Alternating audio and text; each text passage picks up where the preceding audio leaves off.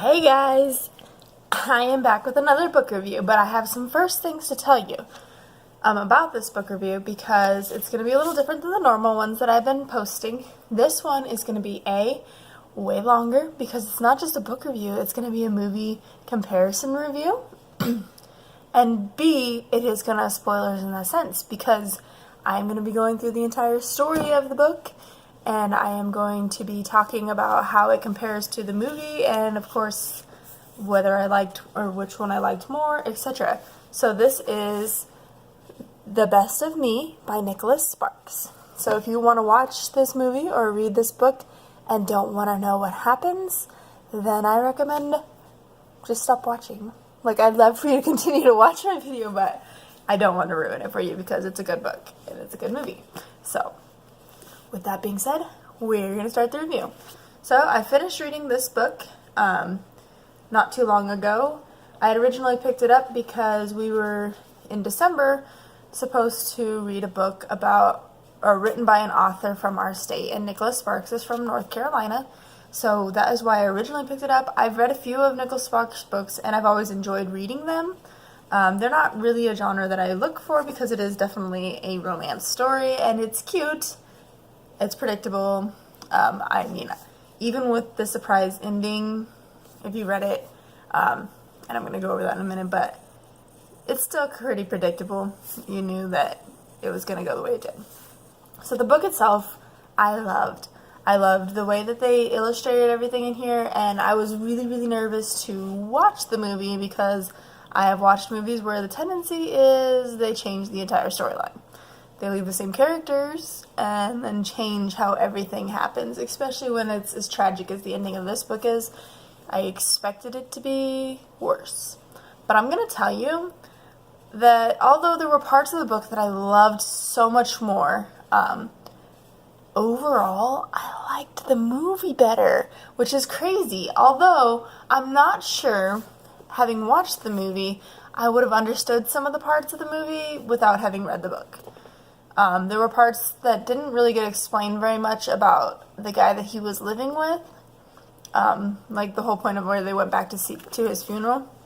There were parts about that didn't really fully get explained, especially about him and Clara, and you got bits and clips of that, like the singing the same song during the war. But you didn't really understand how she had died and how it really affected his life with the ghosts and all of that stuff. I don't know if it's entirely important to the story, but I do at the same time think that it brought a lot more emotion to why he was so in love with his wife and why he was so adamant to bring together the two of them in the story to make it connect more. So the story is about Amanda and Dawson, who were in love in high school. Absolutely starstruck with one another. Right, so they're kind of like a Romeo and Juliet. Their parents, because he's from the redneck side of town, his family is known for bad things, and she is rich. So they weren't meant to be together, and in the book there was a very big controversy about them being together, and it was just a big fight all the time, and how he was emotional support, where in the movie they just kind of showed them as a cutesy, lovey couple, and you didn't see that side of it. I do think that made a big difference because in the movie you probably are a little confused as to why he just cuts all ties when she's in jail. And in the book she doesn't even visit him in jail because he had broken up with her already and broke her heart. So it was kind of a confusion in that. However, I'm going to tell you the one thing that I really liked the difference was the Bobby character versus the Dr. Bonner. Because for me, Dr. Bonner was very disconnected in the book. It was just like this random guy who moved to town and just happened to be in the wrong place at the wrong time. I got how they reconnected him with his son in the jail, or the bar scene at the end where he saves him. But the whole chasing some guy in a windbreaker part was just kind of confusing and didn't really... it made the point that he ended up saving his son for him, so it was like a life for life. But I don't know, I didn't like that part, and it was kind of confusing and pointless to me because the Bonner family had no connection really to any of the other characters in the story. So when they changed it for the movie and introduced Bobby as Dawson's cousin, I really liked that. It was tragic. I mean, it was super sad to see that not only Bobby had a child on the way, but then he ended up killing his own best friend cousin because of his dad.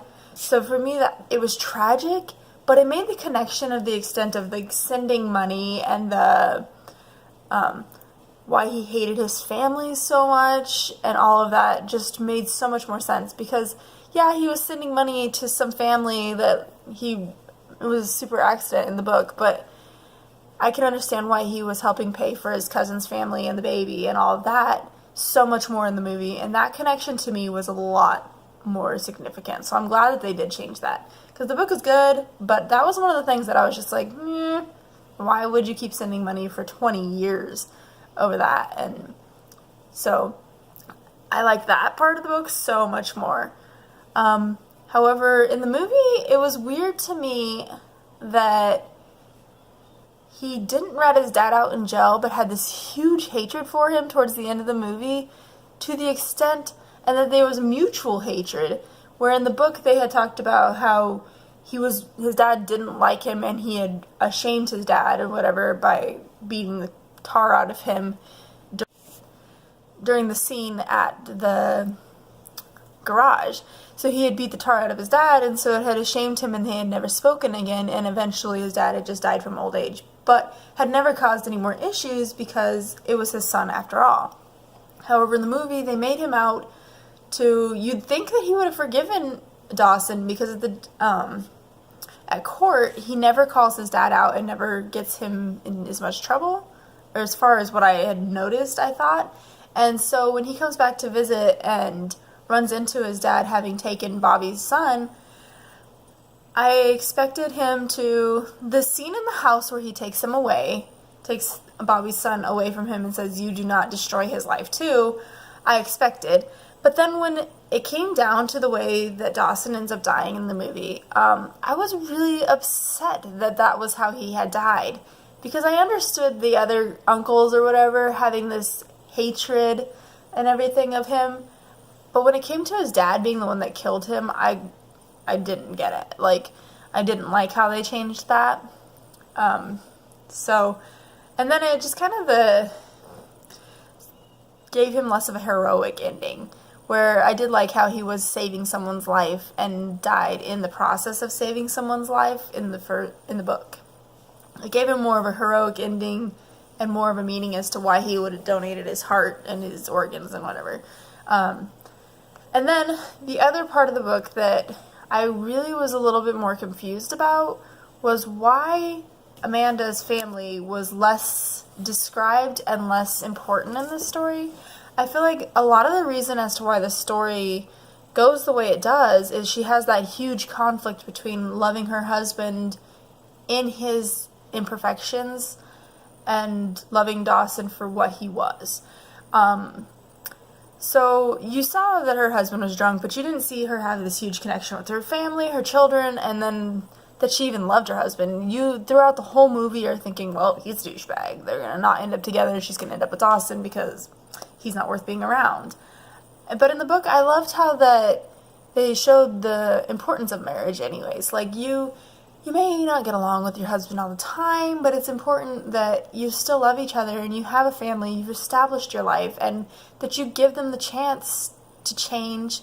It was really sad in the book that her son was in the wreck because he was picking up her husband when he was drunk. So, but it gave that character the chance to change who he was to make his family stronger. I don't know if they'll ever, in the book, ever really are connected back to being a normal family.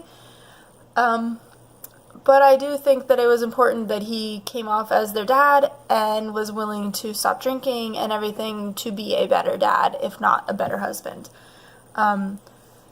So in that sense, I was very sad that they were lacking a lot of characters on her side of the family. Another one that was really important to me because the story alludes a lot more to her mom in the book, and I liked the connection that she had with her mom.